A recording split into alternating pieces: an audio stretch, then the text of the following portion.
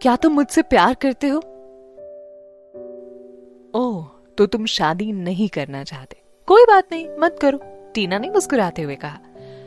टीना के इस रिएक्शन से प्रणय का पारा और चढ़ गया। उसने टीना के कंधे पर हाथ रखते हुए गुस्से से भरी निगाहों से उसे घूरा और फिर बोला, तुम मुझे प्यार नहीं करती ना? और तुम मुझे प्यार करते हो? टीना ने प्रणय का हाथ अपने कंधे से हटाते हुए कहा, क्योंकि उसने रणविजय से वादा किया था कि वो किसी और मर्द को खुद को छूने भी नहीं देगी। प्रणय के पास इस सवाल का कोई जवाब नहीं था। उसका मुंह खुला का खुला रह गया। थोड़ी देर शांत रहने के बाद उसने कहा, टीना, हम दोनों जल्द ही शादी करने वाले हैं, तो तुम ऐसे सवाल क्यों कर रही हो? तुम मेरी बीवी बनने वाली हो, तो क्या तुम मेरे बारे में थोड़ा सा भी नहीं सोच सकती?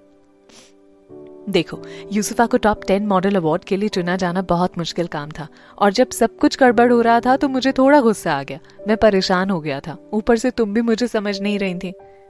टीना ने प्रणय की तरफ देखते हुए कहा, तो अब तुम्हें समझ आ गया होगा कि मैं कैसी हूं, है ना? इसके बाद टीना वहां से निकलकर बाहर चली गई। प्रणय वहां अकेले खड़े होकर उसे बिल्डिंग से बाहर जाते हुए देखता रहा। प्रणय को कुछ समझ नहीं आ रहा था। आखिर टीना को क्या हो गया है? वो ऐसे क्यों बिहेव कर रही है? उसे लगा कि टीना को यूसुफा और मेरे रिश्ते को लेकर जलन हो रही है, लेकिन अभी प्रणय में इतनी हिम्मत नहीं बची थी कि वो जाकर टीना को सब कुछ समझाए। प्रणय ने सोचा कि एक बार टीना का गुस्सा जैसे ही खत्म होगा, सब कुछ पहले जैसा नॉर्मल हो जाएगा। टीना जानती थी कि प्रणय उसे मनाने के लिए नहीं आएगा। इससे उसके दिल में प्रणय को लेकर और नफरत भर गई। अब वो फटाफट अपने घर पहुंचकर रणविजय से मिलना चाहती थी। रणविजय का ख्याल दिल में आते ही टीना की आंखें चमक उठती थी। टीना, तुम पहले घर चलो जिससे तुम्हारा मूड ठीक हो। कल तुम्हें एक शूट के लिए कॉन्ट्रैक्ट भी साइन करना है। रितिका ने टीना की तरफ खुशी से देखते हुए कहा। रितिका, तुम मेरे पुराने वाले घर में शिफ्ट हो जाओ और वहां तुम जो भी चेंजेस करना चाहती हो ना, अपने हिसाब से कर लेना। और अगर प्रणय कुछ बोले तो उससे इतना कहना कि तुम मेरा ध्यान रखने के लिए यहाँ पर आई हो, और अब उसे कोई हक नहीं है कि वो मेरे घर की चाबी अपने पास रखे। और कल मैं तुम्हारे साथ नया कॉन्ट्रैक्ट भी साइन कर दूंगी, टीना ने रितिका से कहा। ओके, थैंक यू टीना, इससे मेरे काफी पैसे बचेंगे, रितिका ने टीना की तरफ प्यार भरी नजरों से देखते हुए कहा। घर पहुंचने के बाद टीना बिल्कुल खाली थी। इस वक्त रणविजय भी घर पर नहीं था, सो टीना किचन में जाकर कुक के साथ मिलकर खाना बनाने में मदद करने लगी। मैडम, आप परेशान क्यों हो रही हैं? शेफ ने टीना से कहा। उसकी उम्र कोई 40 साल रही होगी। अच्छा, आज आप आराम करो, आज मैं रणविजय के लिए खाना बनाऊंगी, ये कहते हुए टीना ने शेफ को किचन से बाहर जाने के लिए कह दिया। रणविजय देर रात को घर वापस आया। जैसे ही वो घर के अंदर दाखिल हुआ, उसकी सबसे पहली नजर टीना पर ही पड़ी। वो किचन में एप्रन पहनकर खाना बना रही थी। रणविजय ने देखा कि टीना बहुत ध्यान से किचन में काम कर रही है। वो बिना कोई आवाज किए टीना की तरफ बढ़ने लगा और फिर टीना को पीछे से जाकर पकड़ लिया। इसके बाद रणविजय ने अपने होठों को टीना के कान के पास लगाकर उसे चूमना शुरू किया। रणविजय, मुझे परेशान मत करो, मैं फिश बना रही हूँ। रणविजय ने टीना को अपनी तरफ घुमाया और स्टोव को बंद कर दिया। इसके बाद उसने टीना के मुंह को हाथों से पकड़कर उसके होठों पर अपने होठ टिका दिए।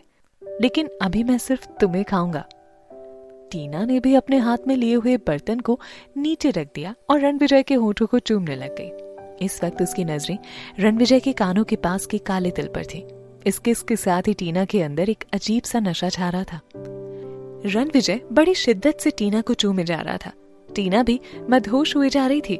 जैसे ही रणविजय ने अपने होठों को टीना के होठ से हटाकर नीचे ले जाना चाहा, तो टीना ने कहा, बेबी अभी रुको, मुझे फिश बना लेने दो, वरना मैं कंट्रोल नहीं कर पाऊंगी। टीना ने रणविजय की पकड़ से खुद को दूर किया और फिर स्टोव जलाकर अपने काम में लग गई। रणविजय ने फिर उसके पीछे खड़े होकर टीना के हाथों को पकड़ लिया।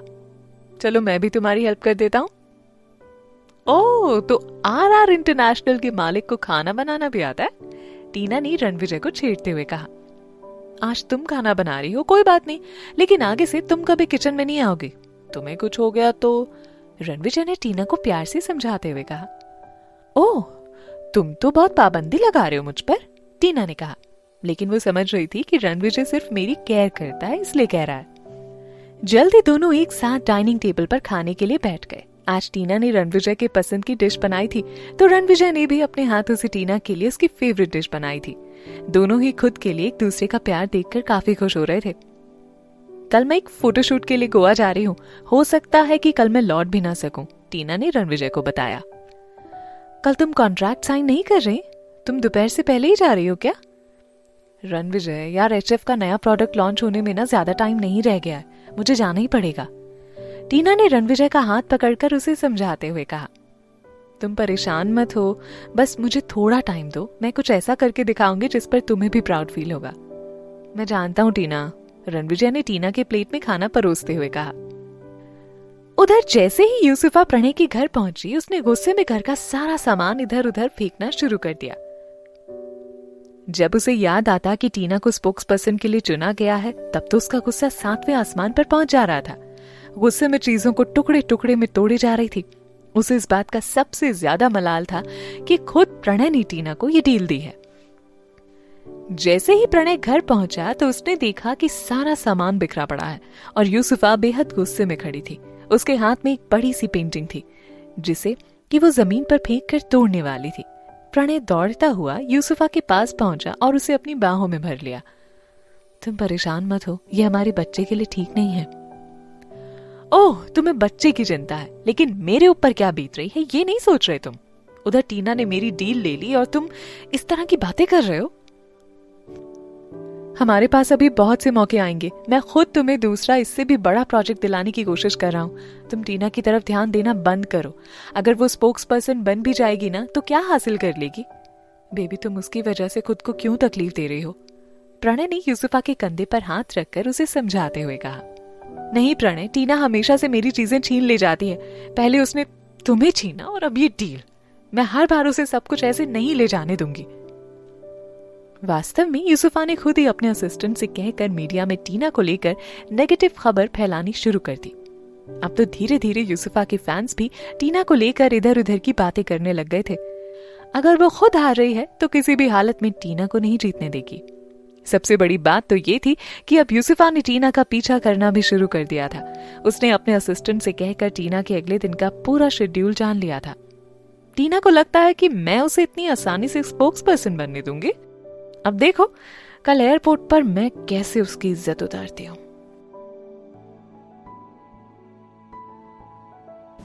यहाँ बस इतना ही।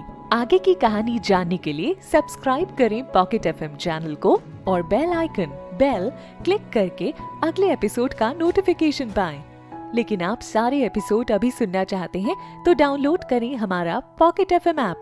लिंक डिस्क्रिप्शन में है, जहां आप पाएंगे इस शो के सारे एपिसोड्स और साथ ही इसके जैसे और भी बेहतरीन शो। तो देर किस बात की, अभी डाउनलोड करें पॉकेट एफएम ऐप।